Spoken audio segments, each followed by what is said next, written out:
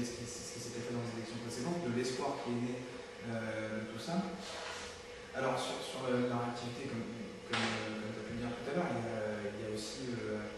dans la démarche de construction, dans la démarche d'avancée, un certain nombre de choses qu'il faut qu'on continue à faire, et c'est ce qui avait été fait tout au long de la campagne, c'est-à-dire d'interpeller les militants socialistes déçus de la politique que propose le Parti socialiste à l'heure actuelle, interpeller les courants écologistes, notamment les militants des Verts, qui à mon avis ne sont pas tous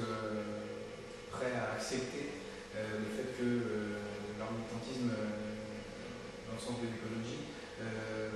renonce à un militantisme ancré à gauche et arrivé au combat social,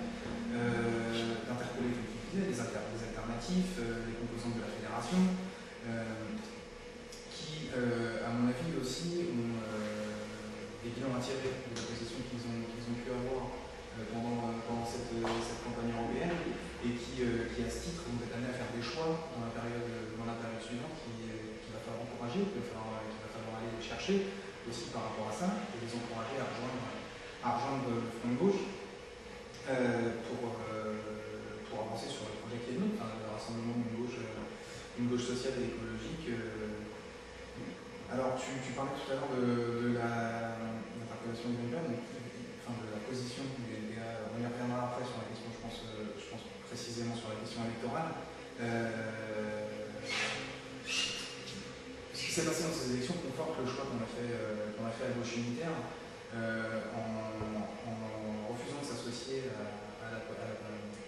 ligne du NPA qui voulait faire cavalier seul pour se renforcer lui-même et apparaître comme seule alternative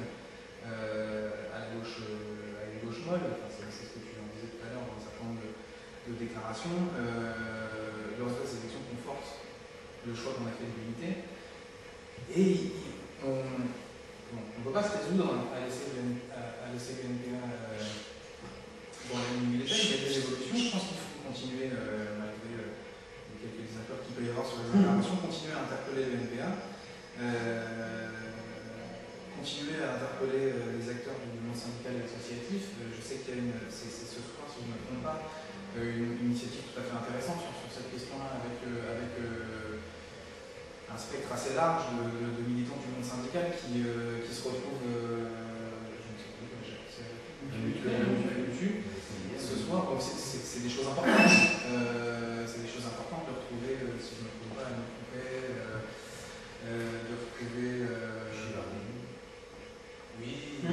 Martine Billard, c'est un élément important au niveau du monde syndical. Dans la CGT, ces choses bougent. À mon avis, c'est des choses très importantes et qui est un ressaisissement du débat politique. Voilà. Alors, dans les perspectives courtes, je pense qu'il y a un certain nombre de choses qu'on va être amené à faire, à savoir dès la rentrée, on fait des campagnes ensemble, et tu parlais, ça rentre en sur la question d'un projet politique, puisque c'est aussi en menant des campagnes ensemble qu'on éprouve les accords que l'on a, et les accords qu'on peut avoir. C'est quelque chose qui a été très bien expliqué, très bien posé, il me semble, au meeting par Michel Hermès sur cette question-là, c'est qu'on n'est pas d'accord sur un certain nombre de points, c'est un fait, il y a de potentiels désaccords, mais au moins on s'est donné un cadre commun pour en parler, pour avancer, et pour ne pas se résoudre à ce que ces désaccords nous paralysent dans notre positionnement par rapport aux élections. Alors on va continuer à porter ensemble dans ces mobilisations les programmes et les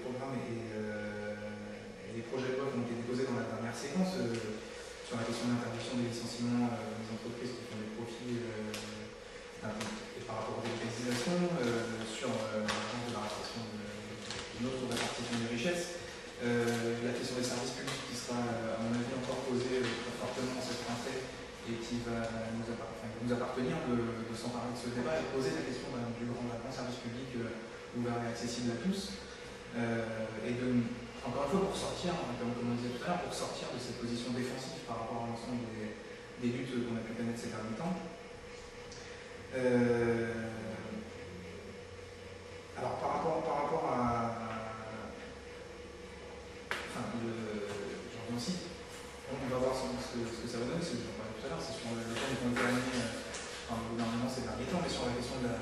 la protection sociale et du droit à la retraite.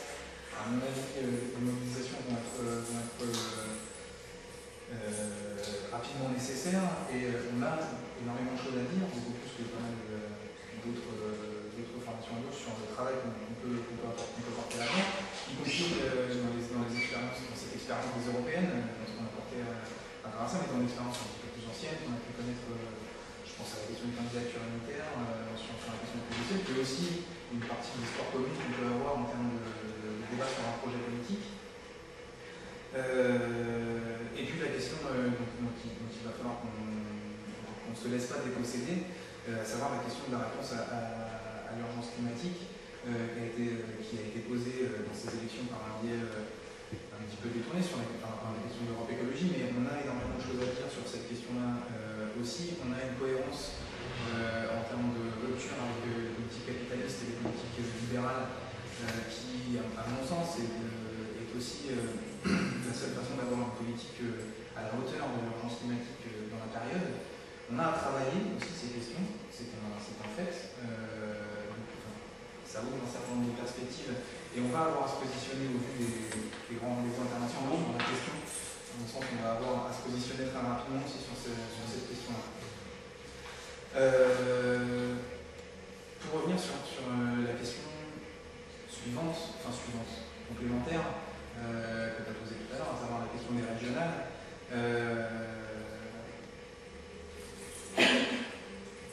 Comme tu disais, il faut qu'on continue dans la logique